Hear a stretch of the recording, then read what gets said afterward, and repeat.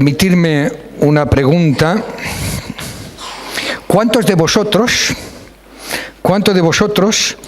habéis cometido un fallo esta semana? No me levantéis la mano, que no quiero ver aquí un árbol de manos. No quiero ver un árbol de manos. Quiero que sea algo que quede entre nosotros. Mirad, yo soy un experto en equivocarme. Tengo la tremenda habilidad de meter la pata con mucha frecuencia. Y no necesito que nadie me enseñe, yo aprendí solito. Y no sé a vosotros, pero hay momentos, hay cosas que has metido la pata y después te sientes fatal. Fatal. En ocasiones son pequeñas cosas y aparentemente sin importancia.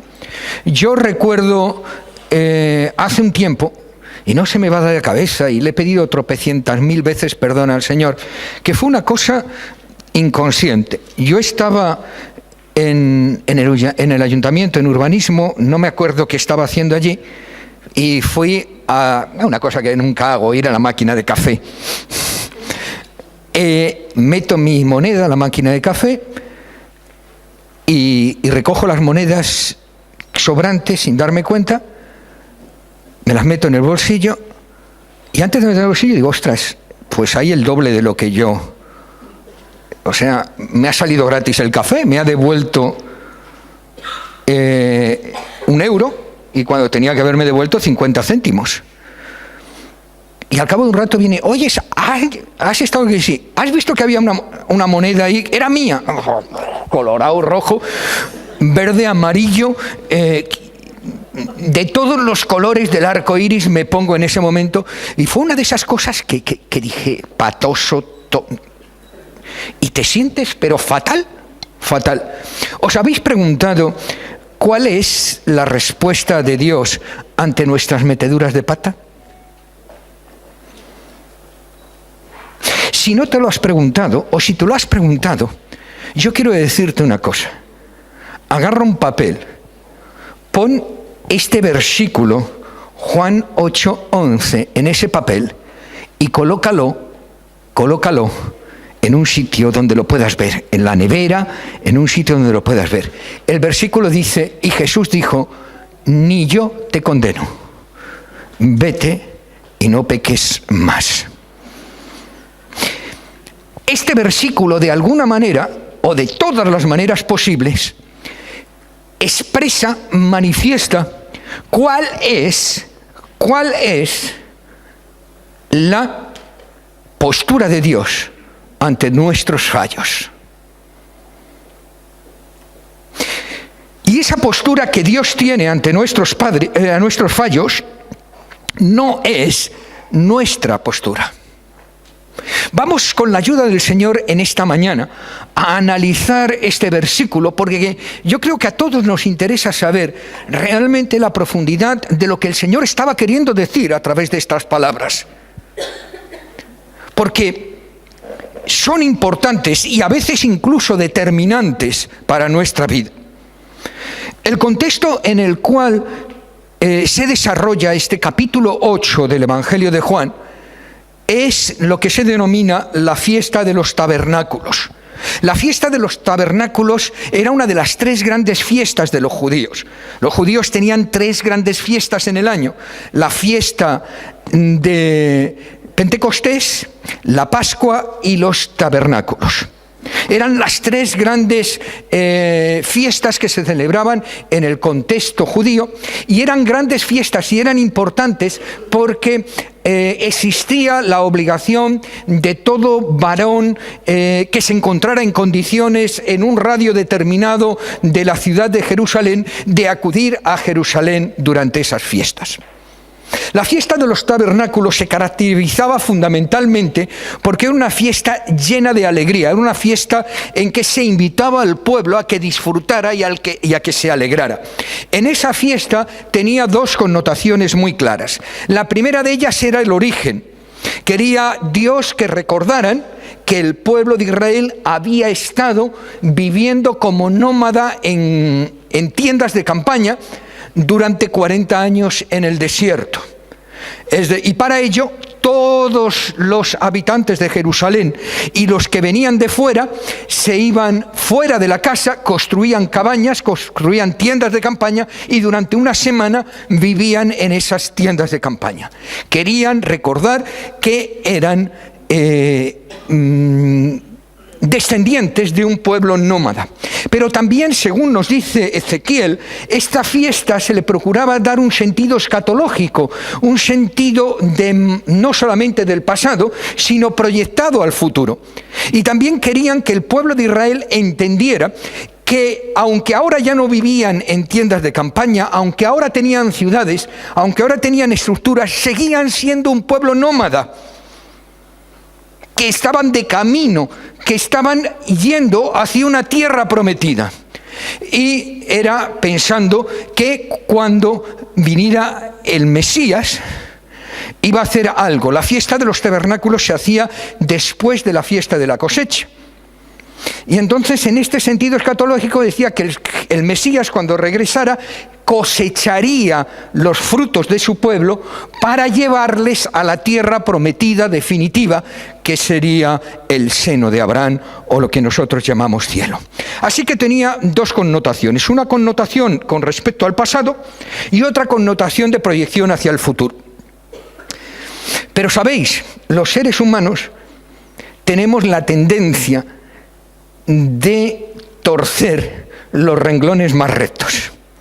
Y esa fiesta, que era incitada o se incitaba a la alegría, se convirtió en un jolgorio. Una fiesta en que se comía mucho, se bebía más, y como consecuencia de esto, pues, ancha es Castilla, bueno, ancha es Jerusalén en aquella época. ¿Me entendéis lo que quiere decir? Se pasaban tropecientos mil pueblos. Ese era el contexto en los tiempos de nuestro Señor Jesucristo. Por eso, no es de extrañar que en el contexto de esa fiesta encontraran una mujer en el acto mismo del adulterio.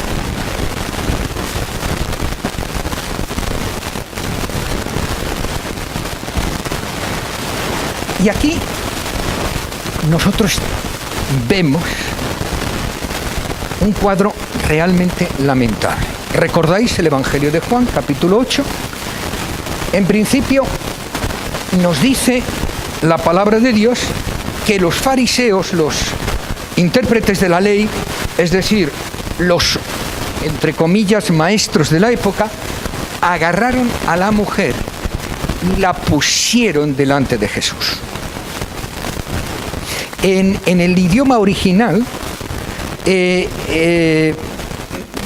aquí agarrar a la mujer es como si yo te cojo del brazo, nosotros podemos entender y te pongo ahí. No, el contexto no es en el sentido, es un contexto violento, es un contexto peyorativo, es un contexto agresivo.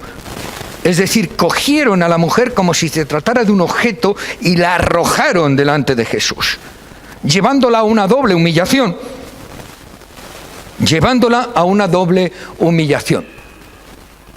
Y le dicen a Jesús: Maestro, esta mujer ha sido sorprendida en el acto mismo del adulterio. Ahora bien, Moisés dijo que a estas mujeres había que apedrearlas. ¿Tú qué dices? La situación es tremendamente fuerte. La situación es tremendamente dura.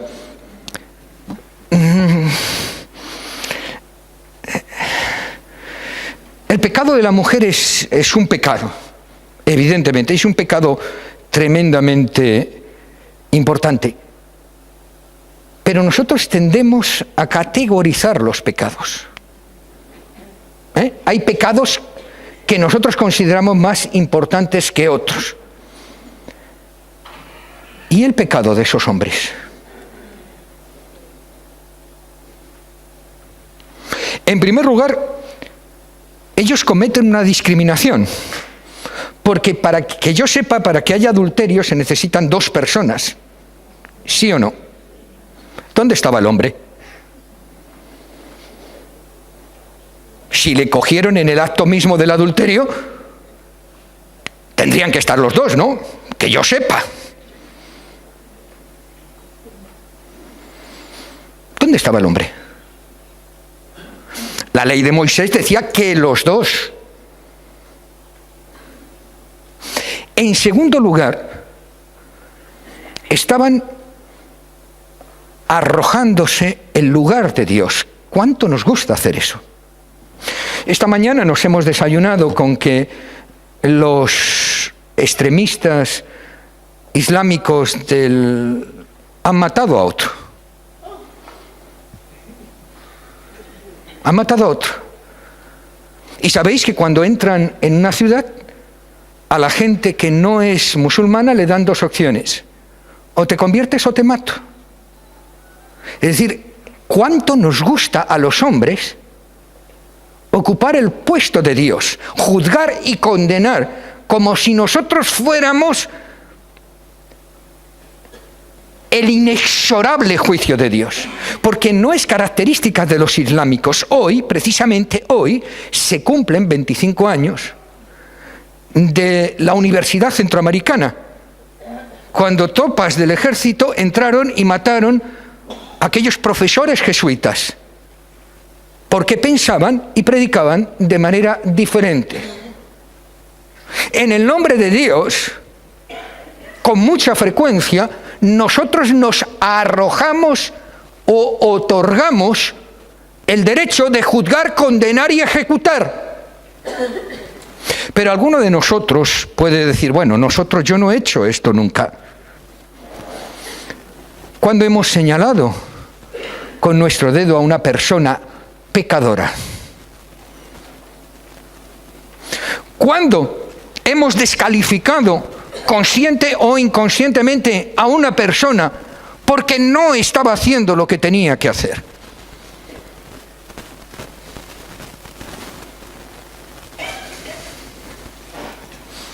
Pero no solamente ponen a esta mujer delante de ellos, sino que le exigen a Jesús que actúe como ellos.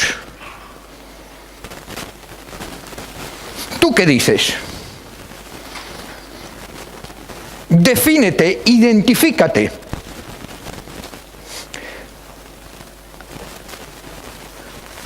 Pero lo decían no porque amaran la justicia, no porque desearan que se hiciera lo que estaba bien, sino que lo hacían para tentar a Jesús.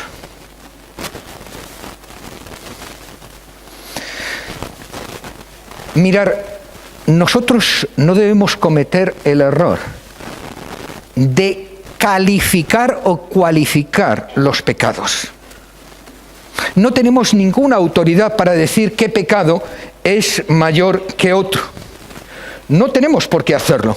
No somos quien para hacerlo. No estamos capacitados para juzgar.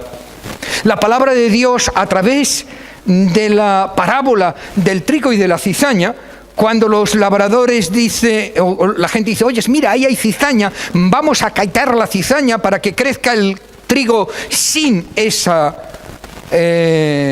elemento ahí, Dios les dice que no. No sois quien para juzgar. Porque tratando de quitar cizaña, podéis quitar trigo. Y a pesar de que la palabra de Dios nos descalifica a la hora de juzgar, nuestra tendencia sigue en esa línea. Sigue en esa línea. Pero todavía, siendo difícil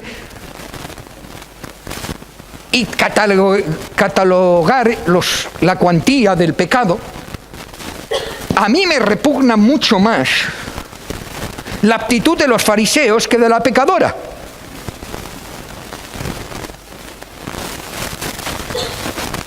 No sabemos si era una pecadora habitual, que fruto de 2 copas de más se pasó muchos pueblos, o si era una pecadora que lo hacía de continuo, no lo sabemos.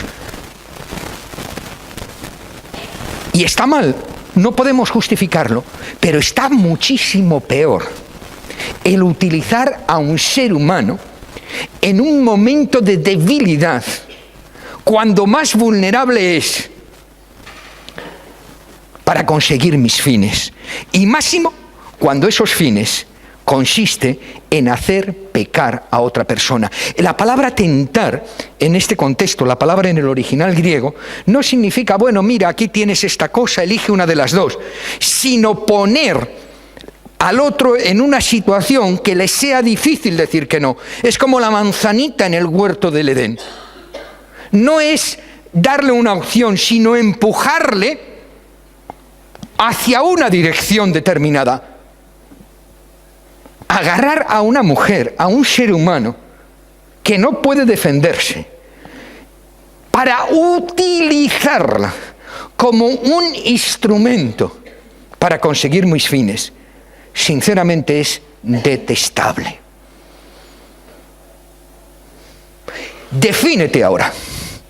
La cosa estaba más que chunga y además estaba hecho aposta. Si dice, bueno, Moisés no dijo apedrearla, dijo apedrear a la mujer soltera que estaba comprometida. A la otra decía que había que matarla. Pero bueno, no vamos a entrar en cuestiones. El hecho es que si dice que sí, apedrearla, está contraveniendo la ley romana, que no daba capacidad a los judíos para condenar a muerte. Y si dice que no la condena, está contraveniendo la ley judía. O sea, tenían tan mala baba esta gente que le ponen en una tesitura en que diga lo que diga, va a ser utilizado en su contra. No tenía salida teóricamente. ¿Cuántas veces los seres humanos maquinamos, estructuramos, dirigimos nuestras actuaciones con el propósito de llevar a una persona a la condenación? Porque esa persona no piensa como nosotros. Y lo más grande es que se creían los santos. Si ellos eran santos, yo soy una virgen ursulina. ¿Dónde está su santidad? ¿Dónde está su amor? ¿Dónde está su misericordia? ¿Dónde está su compasión?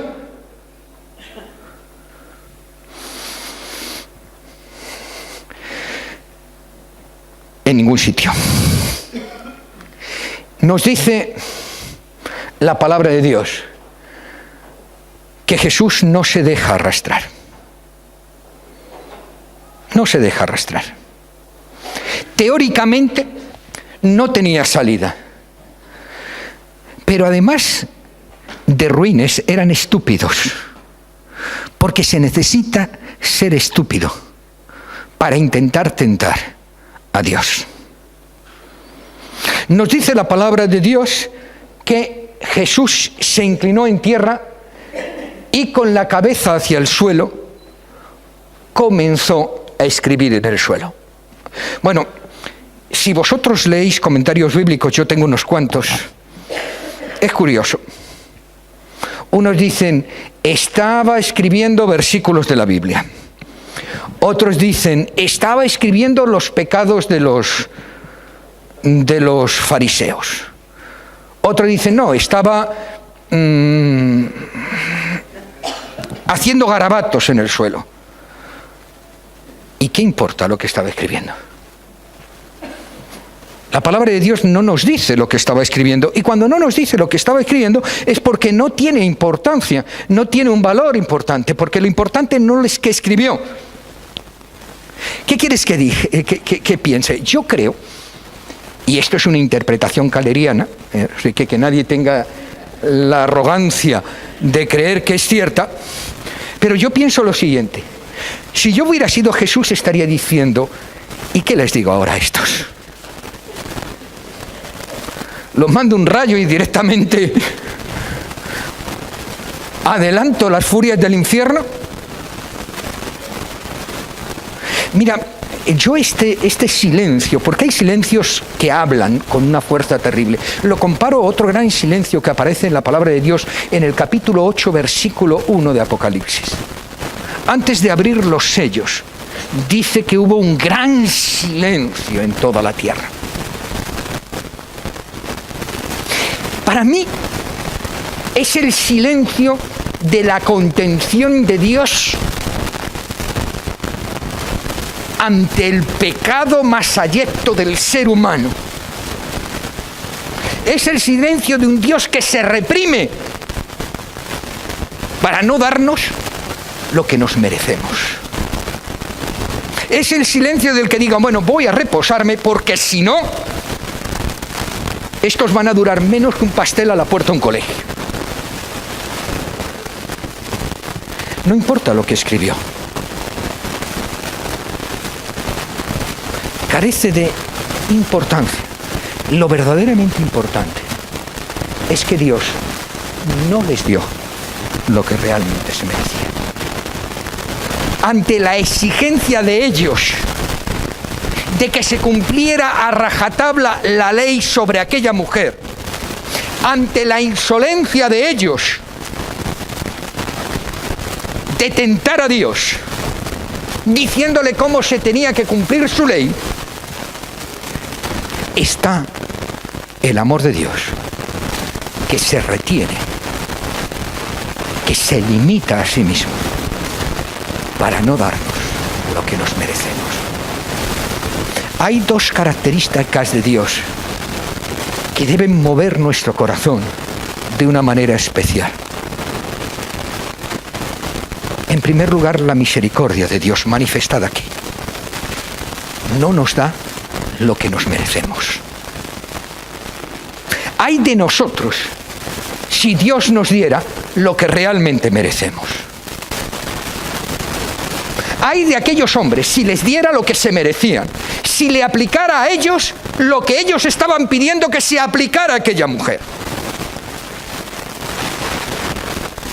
¿Queréis justicia? Muy bien, vamos, justicia, a cada uno lo suyo. Pero Dios en su misericordia se retiene.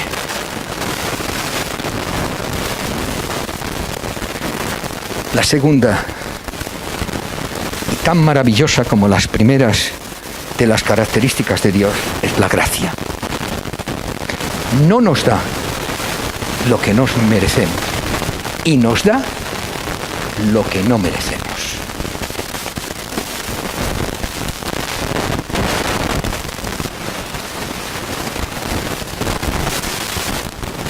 Y como insistían en sus preguntas, nuestro Señor Jesús se endereza y les dice: el que de vosotros esté libre de pecado, que tire la primera piedra. Vamos, era Cristo, porque a mí lo que me pediría el cuerpo era otra cosa.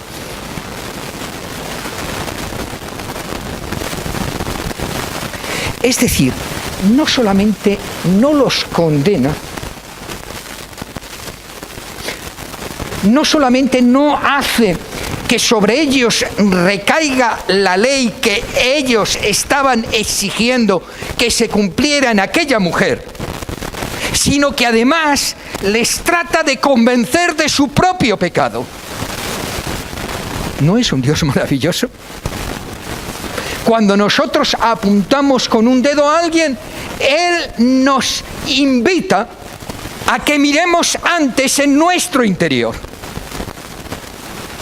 Cuando nosotros nos erigimos en jueces, en oráculos infalibles de la voluntad y del deseo de Dios, Él nos obliga a que primero miremos en lo interior de nuestro corazón.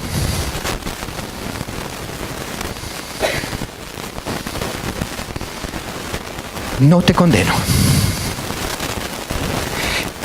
Mirar, hay algunas personas que tienen el concepto de Dios como si fuera un juez que está con la guadaña esperando al que se equivoque para cortarle el cuello. Pero la verdad es que Dios no condena.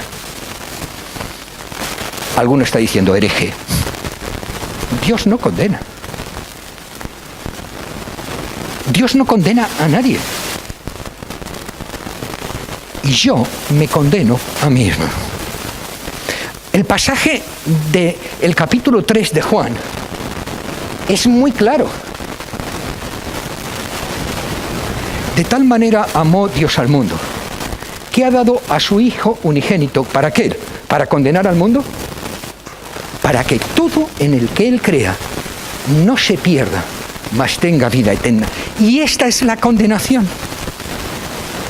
La condenación consiste en que teniendo yo al alcance de mi mano la salvación, yo elijo el otro camino. Luego le puedo echar la culpa al diablo. Le puedo echar la culpa como Adán. ¡Ay, mi mujer! Que me ha tentado. Las mujeres siempre tientan. Alguien se tiene que llevar la culpa. Y si no hay mujer, pues se la echamos al perro.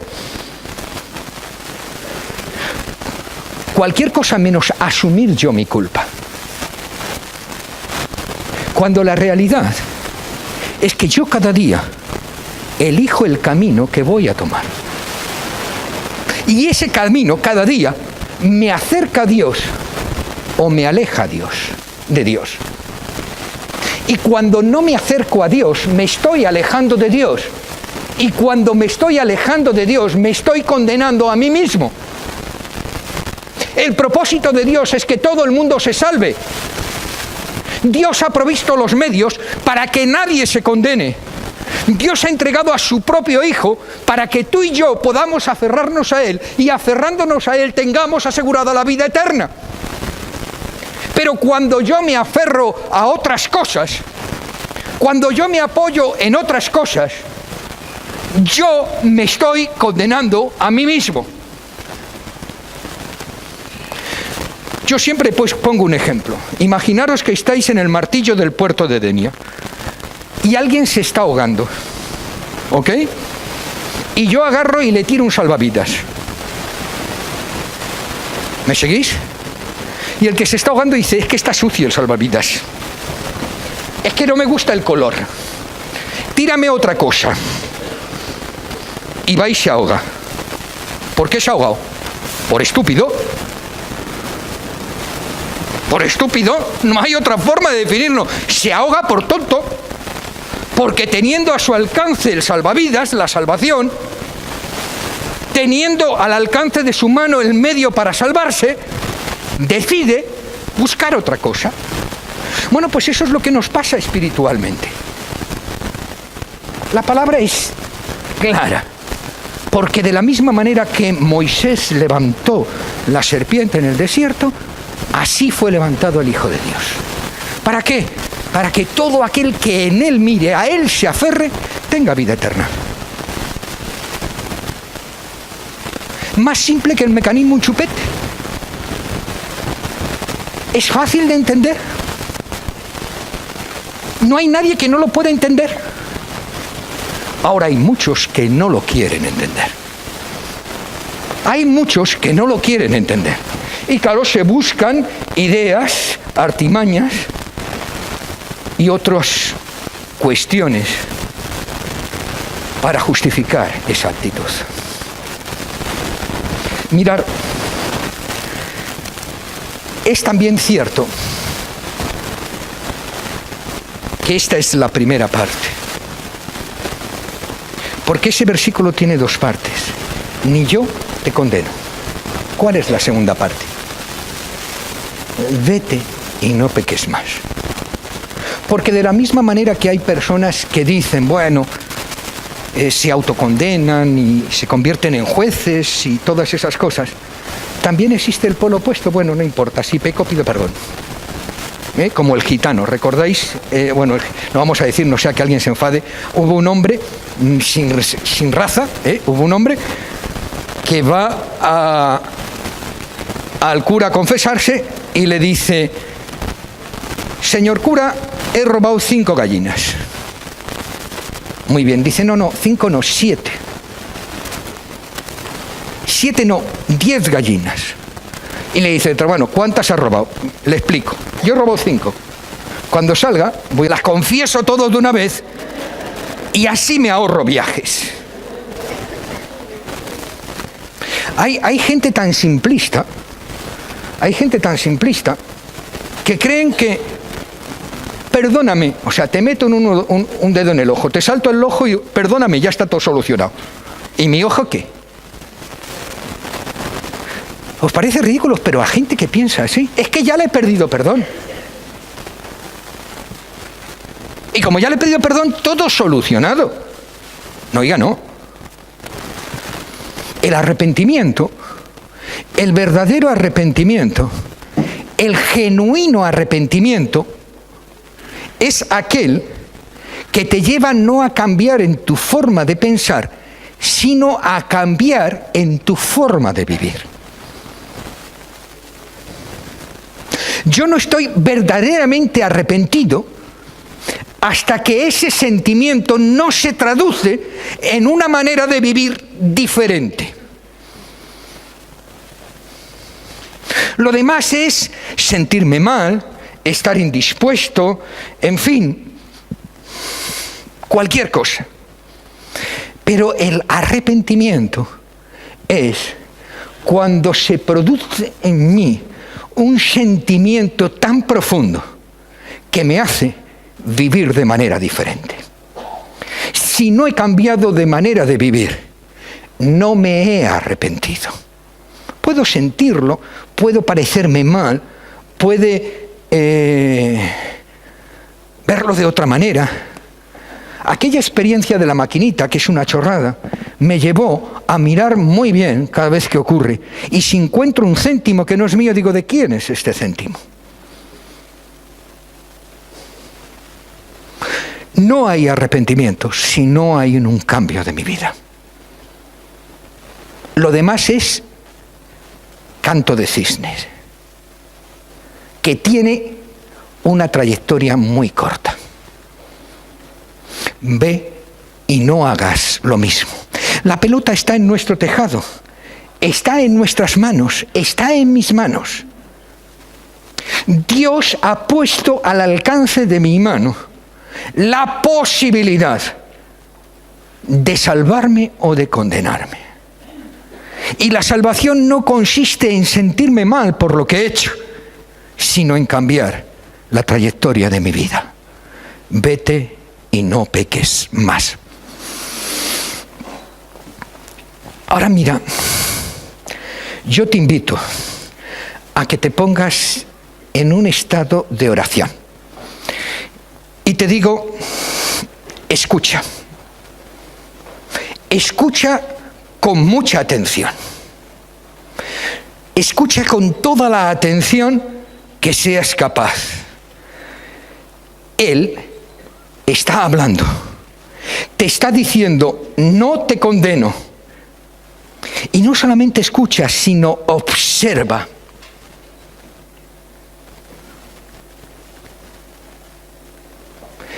Observa con mucha atención.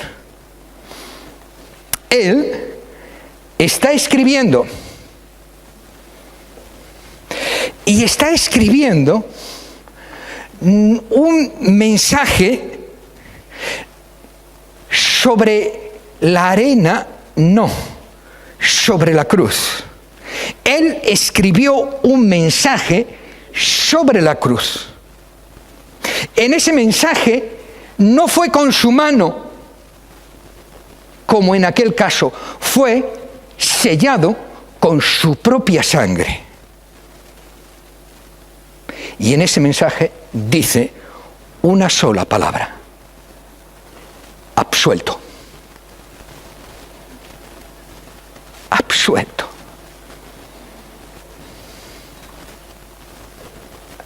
Absuelto.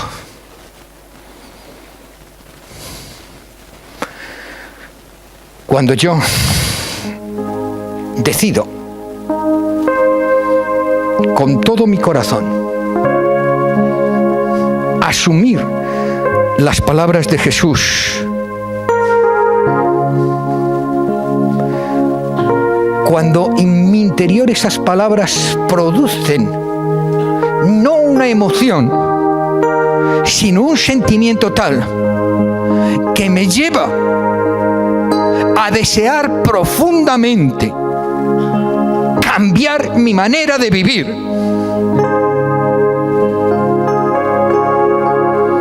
nos lleva a decir con el apóstol Pablo: ya no vivo yo, sino vive Cristo en mí. Renuncio a mi manera de vivir, a la manera de vivir que he vivido hasta ahora, a la manera de entender la vida que la he entendido hasta ahora, a la manera de comportarme como me he comportado hasta ahora. Y a partir de ahora yo quiero vivir como tú, sentir como tú, amar como tú, aunque me lleve a padecer como tú. Hay un mensaje no escrito en la arena, sino en la cruz. No escrito con unos trazos que mañana se pueden borrar y desaparecer, sino escrito con su propia sangre, que no solamente dice: no te condeno, sino que te absuelvo. No importa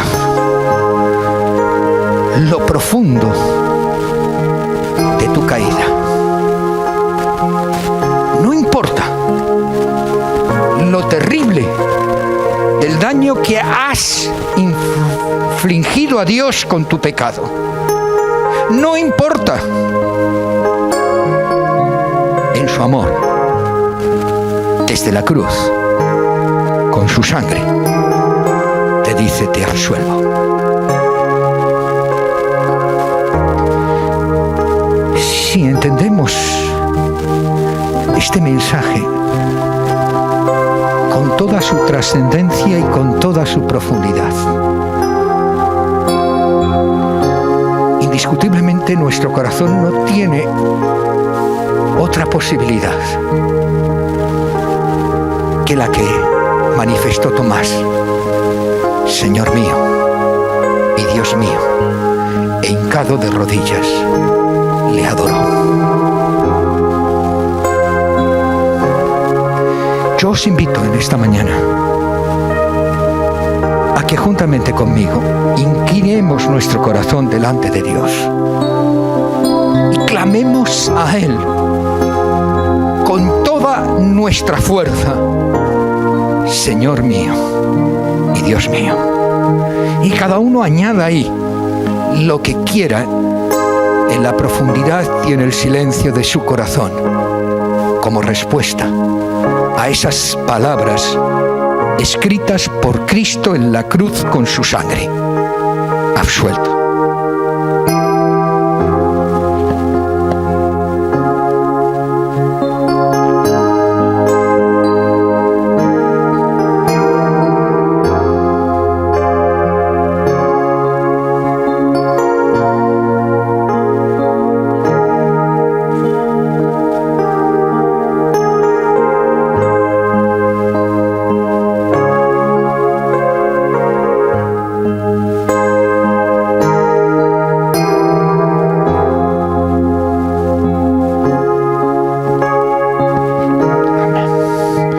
Os invito a poneros en pie. Mirar, Jesús, en una ocasión, cuando estaba espachurrado por la gente, dijo: ¿quién me ha tocado? Los apóstoles dijeron: Señor, ¿cómo dices quién te ha tocado? Pregunta más fácil: ¿quién no te ha tocado? Si estamos como en el metro a las horas puntas. ¿Cómo dices quién te ha tocado? No, yo sé que ha salido poder de mí. Alguien me ha tocado para salvación. Sinceramente, yo siento que no solamente en esta mañana mi corazón se ha compungido, sino que otros corazones también se han compungido. Y para que Dios sea glorificado y no los hombres, yo te invito a que, si el Señor te ha hablado en esta mañana, levantes tu mano juntamente conmigo, sin miedo. Estamos glorificando a Dios, no a los hombres. Lo estamos haciendo como una expresión de decir: gracias porque has hablado a mi corazón. Gracias porque he escuchado tu voz. Quiero hacerte saber que he escuchado tu voz. Que el Señor os bendiga. recordar si al terminar este culto has tomado una decisión como bautizarte, como hacerte miembro de la iglesia, como cualquier otra decisión. Yo te invito a que vayas ahí, oración y petición, para orar contigo, para orar por ti, para regocijarnos juntos en el Señor. Sí, Padre, te damos las gracias porque todavía nos hablas. Te damos las gracias porque en tu misericordia conmueves nuestros corazones y nuestras mentes, porque en tu poder tú emites tu palabra y emites ese veredicto hermoso que da confianza y seguridad a nuestras vidas. Alabado, glorificado, bendito seas. Amén.